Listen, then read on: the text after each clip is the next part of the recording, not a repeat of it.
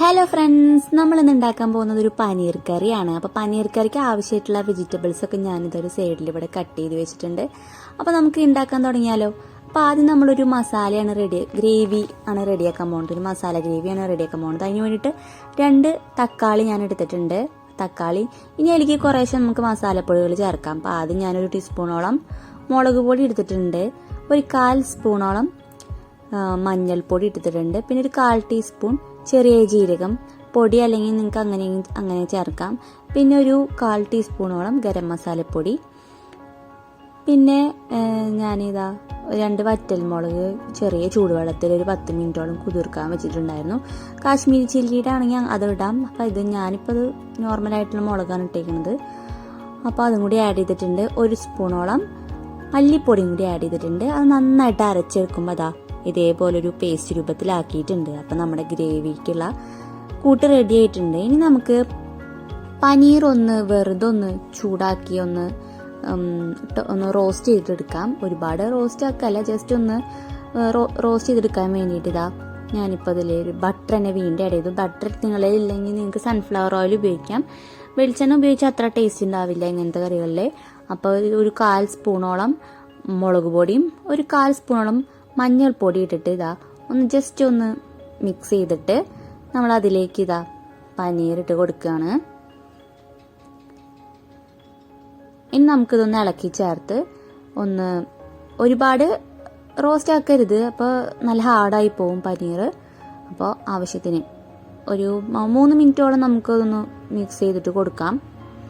അപ്പോൾ അത് ഞാൻ മിക്സ് ചെയ്തിട്ട് അത് റോസ്റ്റ് ആയി വന്നപ്പോൾ ഞാനൊരു പാത്രത്തിലേക്ക് മാറ്റിയിട്ടുണ്ട്. ഇനി അതേ പാത്രത്തിൽ തന്നെ കുറച്ചുകൂടി ബട്ടർ ആഡ് ചെയ്തിട്ട് ഞാൻ കുറച്ച് സ്പൈസസ് ഒക്കെ ഇതിലിട്ടിട്ടുണ്ട്.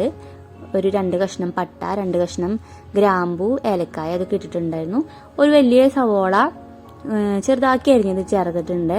ഇനി ഒരു 4-5 അല്ലി വെളുത്തുള്ളിയും കൂടി ആഡ് ചെയ്തിട്ട് നന്നായി മിക്സ് ചെയ്യാം.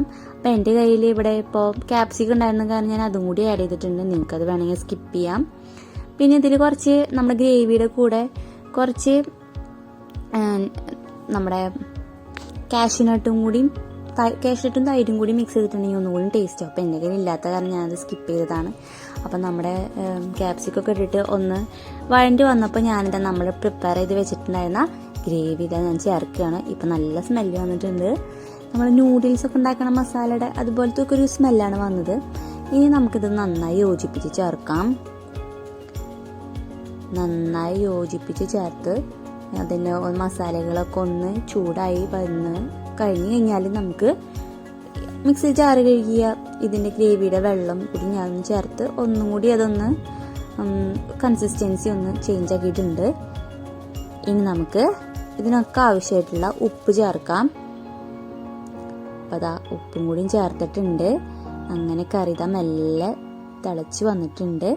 നന്നായി തിളച്ച് വന്നതിന് ശേഷം നമ്മളവിടെ റോസ്റ്റ് ചെയ്ത് മാറ്റി വെച്ചിട്ടുള്ള പനീറും കൂടി ഇടാം. പനീറും കൂടി ഇട്ടിട്ടുണ്ട്. നല്ല ടേസ്റ്റി ആയിട്ടുള്ള കറിയാണ്. അപ്പോൾ ചപ്പാത്തിയുടെ കൂടെ, പൂരിയുടെ കൂടെ, പിന്നെ പൊറോട്ടയുടെ കൂടെ നിങ്ങൾക്ക് ഇഷ്ടമുള്ള പോലെ ഇത് കഴിച്ചാൽ നല്ല ടേസ്റ്റാണ്. അപ്പോൾ നമ്മുടെ പനീർ കറി ഓൾമോസ്റ്റ് റെഡി ആയിട്ടുണ്ട്. ഈ ലാസ്റ്റ് ഞാൻ ഈ പുളിയൊക്കെ ഒന്ന് ബാലൻസ് ആവാൻ വേണ്ടിയിട്ട് 1 സ്പൂണോളം പഞ്ചസാരയും കൂടി ചേർത്തിട്ടുണ്ട്. ഇനി നമുക്കതൊരു സെർവിങ് ഡിഷിലേക്ക് മാറ്റാം. നല്ല അടിപൊളി കറിയാണ്. അപ്പം നിങ്ങൾ എല്ലാവരും ട്രൈ ചെയ്യുമെന്ന് വിശ്വസിക്കുന്നു. Thank you all. പിന്നെ വീഡിയോ ഇഷ്ടപ്പെട്ടാൽ ലൈക്കും കമൻറ്റും സബ്സ്ക്രൈബും ചെയ്യാൻ മറക്കരുത്. പിന്നെ ഷെയർ ചെയ്യുക ഇഷ്ടപ്പെട്ടാൽ. Thank you all.